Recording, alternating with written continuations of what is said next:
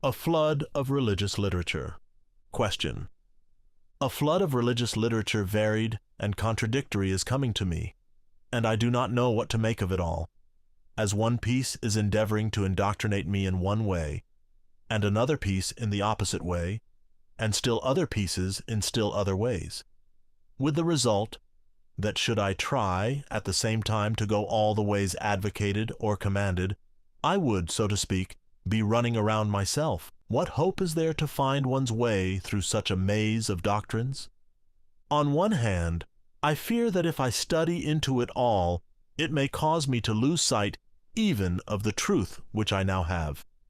And on the other hand, I fear that if I do not study it, I may turn down some precious present truth, and thus lose eternity. The very fact that there are so many winds of doctrine blowing is, to my mind, manifest evidence that the Lord must have a message in the land, and that the great flood of religious literature overflowing the religious world is being poured out in the desperate attempt to drown out the voice of the Lord's message for today. So as you seem to have better Bible grounds for your positions than the others do for theirs, and as you also have singular scriptural endorsement, Micah chapter 6, verse 9, for hearing your message, I am taking courage to turn to you in the hope that the voice of the rod will lead me out of the confusion of voices that are crying, lo here and lo there.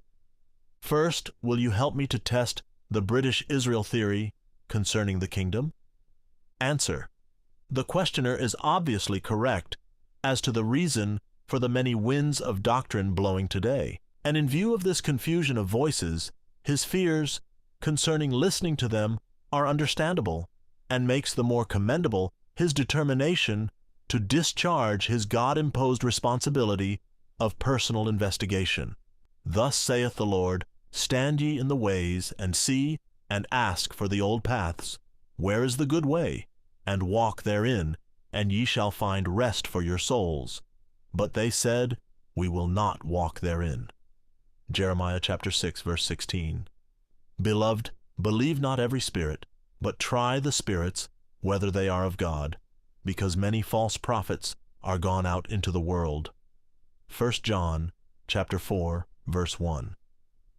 To relegate everything to the wastebasket certainly is not only to cast out the very truth, but also to disregard the Lord's command as seen in the verses already quoted. For every truth-seeker, moreover, stands the promise that he will not let one of them be deceived. God never honors unbelief and questioning and doubt. When he speaks, his word is to be recognized and carried out in the daily actions. And if the heart of man is in living connection with God, the voice that cometh from above will be recognized.